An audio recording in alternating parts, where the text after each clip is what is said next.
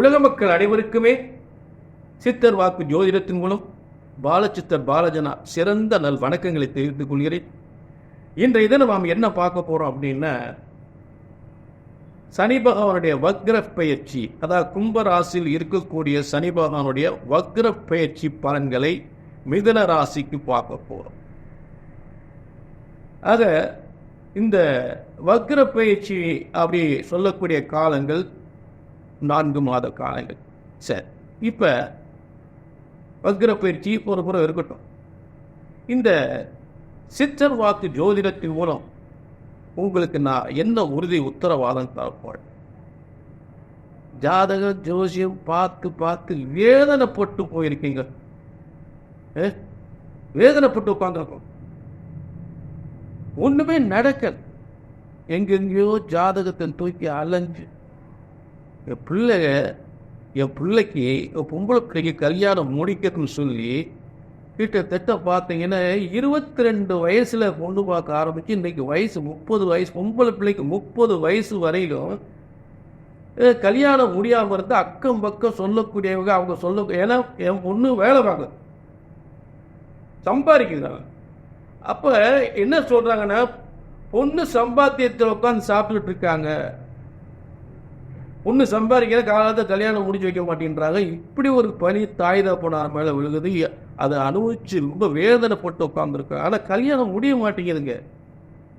எத்தனை வருஷம் பொண்ணு பார்க்குறீங்க? இது மட்டும் இல்ல, உங்க எல்லாருக்கும் சொல்றேன், இந்த கல்யாணம் மட்டும் இல்ல, வேலை எப்ப கிடைக்கும், கல்யாணம் எப்ப முடியும், சொன்ன மாசம் கல்யாணம் முடியும், சொன்ன மாசம் வேலை கிடைக்கும்.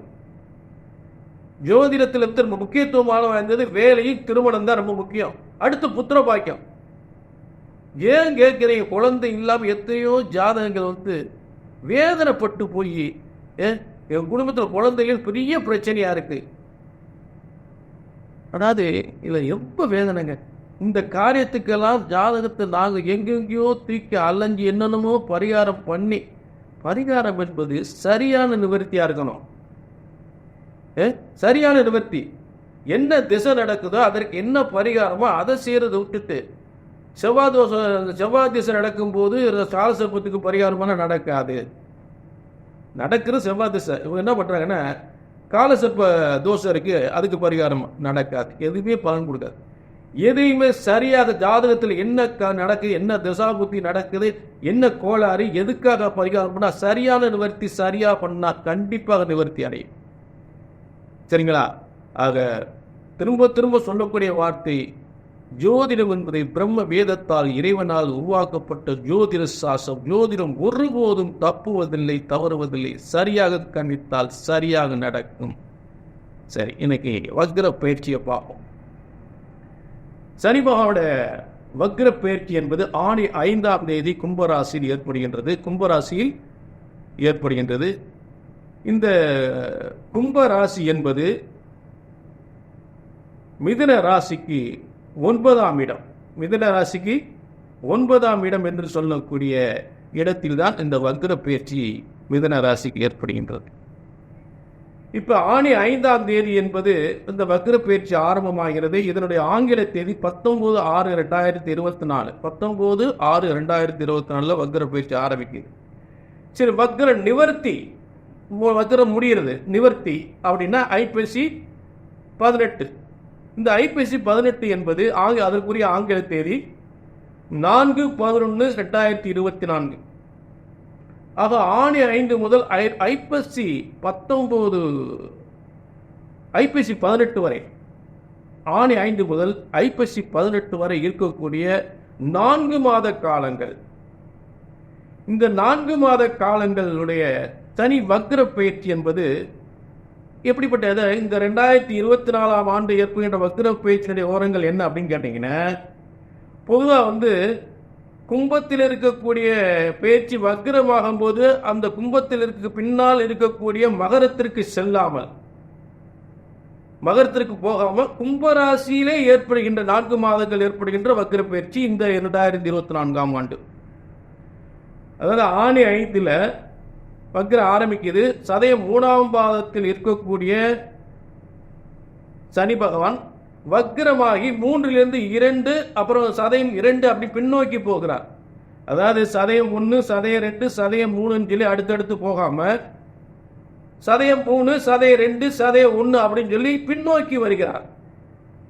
இந்த பின்னோக்கி ரிவர்ஸ் ஆகக்கூடியதான் வக்ர பயிற்சின்னு சொல்லக்கூடிய இந்த பயிற்சிகள். இந்த சதயம் 3, 2, 1க்குள்ளேயே இந்த கும்பராசிக்குள்ளே ஏற்படுகின்ற பயிற்சி தான் இந்த 2024 என்பதை தெளிவாக ஒரு உண்மையாக தெளிவாக தெரிந்து கொள்ள வேண்டும். புரிஞ்சுட்டீங்களா? பொதுவாக இந்த கும்பத்தில் இருக்கக்கூடிய சனி ஆட்சி பெற்ற வக்ரமாக இருப்பதால் நிச்சயமாக நல்ல பலன்களே செய்யும்.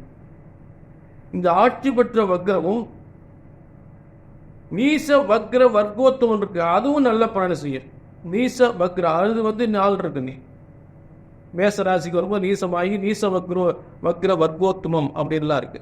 இப்ப சதயம் 3ஆம் பாதத்தில் வக்ர வர்க்கோத்தமத்தில் ஆரம்பிக்கிறது. ஆணி 5ஆம் தேதி வக்ர பேச்சு என்பது வர்க்கோத்தமம், வக்ர வர்க்கோத்தமம் ஒரு சிறந்த யோகத்தை தரக்கூடிய நிலை. ஆக நிச்சயம் மிதுன ராசிக்கு மிகப்பெரிய இடமாற்றம், பதவி உயர்வோடு இடமாற்றம் என்பது உறுதி. பதவி உயர்வு 9ஆம் இடம், பதவி உயர்வு பெறுகின்ற காலம். நீண்ட தூர பயணம், வெளிநாட்டு பயணத்தின் மிகப்பெரிய பதவி முன்னேற்றத்தை பெறக்கூடிய காலம். புரிஞ்சுட்டீங்களா? அப்படிப்பட்ட ஒரு பயிற்சியாக இந்த வக்ர பயிற்சி ஆகிறது மிதுன ராசிக்கு. ஆக வக்ர பயிற்சி என்பது மனதில் முடியாத காரியத்தையெல்லாம் முடித்து தரக்கூடிய, உடம்பை முறுக்கி இதை நான் செய்து முடிக்கிறேன் என்று சொல்லக்கூடிய அளவுக்கு ஒரு உணர்வுகளை ஏற்படுத்தக்கூடியது. வாழ்க்கையில் மிகப்பெரிய சாதனை படைக்க வேண்டும், நல்ல சம்பாதிக்கணும், நல்ல சம்பாத்தியத்தை பதவி உயர்வில் தரக்கூடிய, உலகத்தில் எல்லாரும் முன்னாலே பெரிய மனுஷனா முன்னேறணும், நல்ல பேரும் புகழும் வாங்கக்கூடிய அளவுக்கு இவங்களும் உழைப்பாங்க. அதற்கேற்ற ஒரு முன்னேற்றம் தரக்கூடிய ஒரு நல்ல ஒரு வக்ர பயிற்சியாக அமைகிறது. அதுல சந்தேகமே இல்லை. புரிஞ்சுட்டீங்களா? வாக்கியஸ்தானம் என்று சொல்லக்கூடிய இடத்தில் மிகப்பெரிய உயர்வு பெறுகின்ற இடத்தில் செல்வங்களை, சொத்துக்களை, புகழ்களை, வருமானத்தை, முன்னேற்றத்தை அதிகப்படுத்தக்கூடிய இடமாக இந்த வக்ர பயிற்சி ஆகின்றது. அதாவது சில வக்ர பயிற்சி நல்ல பலன் கொடுக்காது.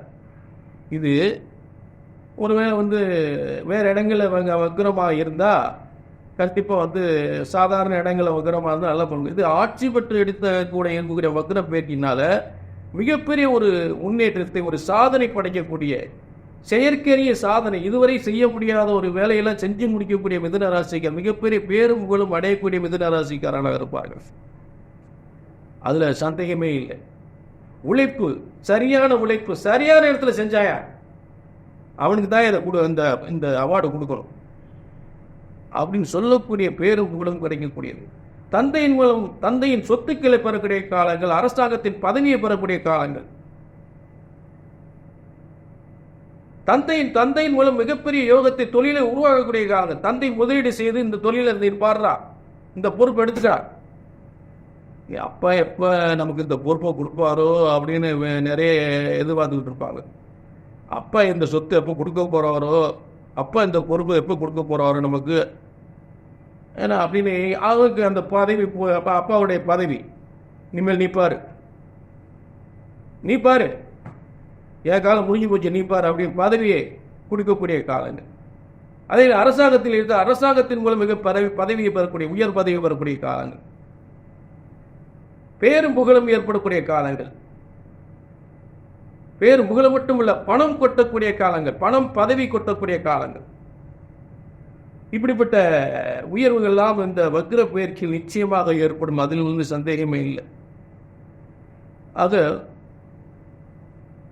இரண்டாம் திருமணம், ஏற்கனவே திருமண வாழ்க்கை பாதிக்கப்பட்டவர்களுக்கு இரண்டாம் திருமணத்திற்கான ஒரு சிறந்த யோகங்கள் ஏற்படும். புதிய திருமண வாழ்க்கை ஏற்படும், புதிய திருமண வாழ்க்கை ஏற்படும்.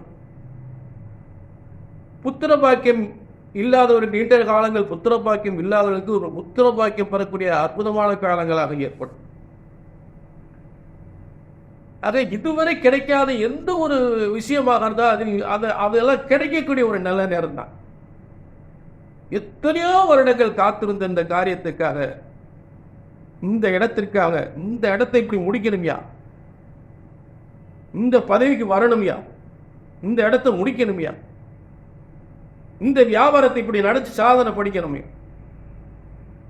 அவன் என்ன செஞ்ச, அதுக்கு மேல நம்ம செய்யணும் அப்படின்னு சொல்லக்கூடிய விஷயம் மனதுக்குள்ள ஒரு அப்படியே ஒரு புத்துணர்வு ஏற்பட்டு அந்த சாதனை படைக்கக்கூடிய காலங்கள் தான் இந்த வக்ர பயிற்சி. அருமையா இருக்கு, அற்புதமா இருக்கு. அத்தனை விஷயங்களும் உங்களை ஆட்டி படைக்கக்கூடிய என்னென்ன, அதாவது வெற்றி பெறக்கூடிய உணர்வுகளை ஆட்டி படைக்குது உங்களை. சில பேருக்கு துன்பங்கள் ஆட்டி படைக்கக்கூடிய, இது வெற்றி பெறக்கூடிய ஆட்டி படைக்குது. உங்க உடம்பு அப்படி முறுக்கி விட்டு எல்லா வேலையும் பார்க்கலாம். நல்ல வருமானம் கிடைக்கும், நல்ல பதவி கிடைக்கும், காசு பணம் வருமானங்கள் முன்னேற்றங்கள் ஏற்படும், அதை நல்ல ஒரு தந்தை வழி சொத்துக்களை ஏற்படுத்தும். புரிஞ்சுட்டீங்களா?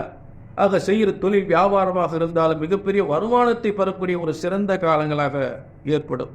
நீண்டதொரு பயணத்தின் மூலம் சொத்துக்களை பெறலாம். சொத்து எங்கேயோ ஏதோ ஒரு ஊரில் சொத்து வாங்கி போட்டிருப்பாங்க. ஒரு நேரம் உழைக்கிறவரோட சம்பாதிக்கிறோட சொத்து ஒரு அந்த மாதிரி சொத்துலாம் இப்போ கிடைக்கக்கூடிய நேரமாகும். புரிஞ்சுட்டீங்களா?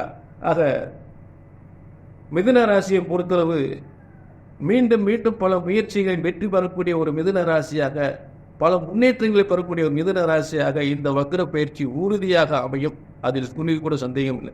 இப்போ நான் சொல்லக்கூடிய பலன்கள் எதுவுமே சரியாக வரல, சரியாக நடக்கலை அப்படின்னா கண்டிப்பாக உங்கள் ஜாதகத்தில் தான் கோளாறு.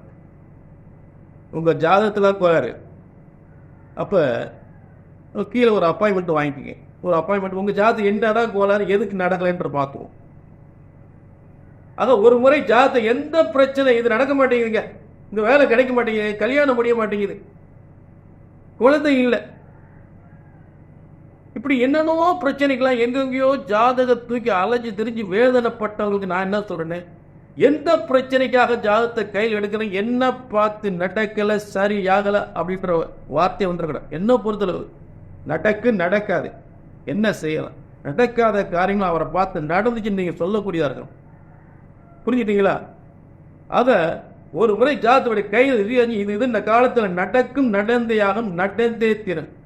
ஒரு ஜோதிடத்தின் பலன் சொன்னது நடக்கல அப்படின்னா ஒன்றும் உங்க ஜாதகம் தப்பா இருக்கணும். நல்லா கவனிங்க, இதாங்க, வேற எந்த காரணமே இல்லை. ஒன்றும் உங்க ஜாதகம் தப்பா இருக்கு, இல்லாட்டி நான் தப்பா இருக்கணும். ஏன்னா இறைவன் படைத்த ஜோதிடம் பிரம்ம வேதத்தில் வேத சாஸ்திரத்தில் உருவாக்கப்பட்ட ஜோதிட சாஸ்திரம். ஜோதிடம் என்று ஒருபோதும் தப்புவதில்லை, தவறுவதில்லை. சரியாக கணித்தால் சரியாக நடக்கும் என்ற உறுதி உத்தரவாதத்தோடு எந்த கவலையும் படாதீங்க. கேள்வி அப்பாயின்மெண்ட் மட்டும் வாங்கிங்க. கேள்வி நம்பர் 100. புரிஞ்சுட்டீங்களா? வெற்றி நிச்சயம், நடக்கும், நடந்தே ஆகும் என்ற உத்தரவாதத்தோடு மீண்டும் ஒரு சந்தர்ப்பத்தை சந்திக்கும் வரை உங்களிடமிருந்து விடைபெறுகிறேன். நன்றி, வணக்கம்.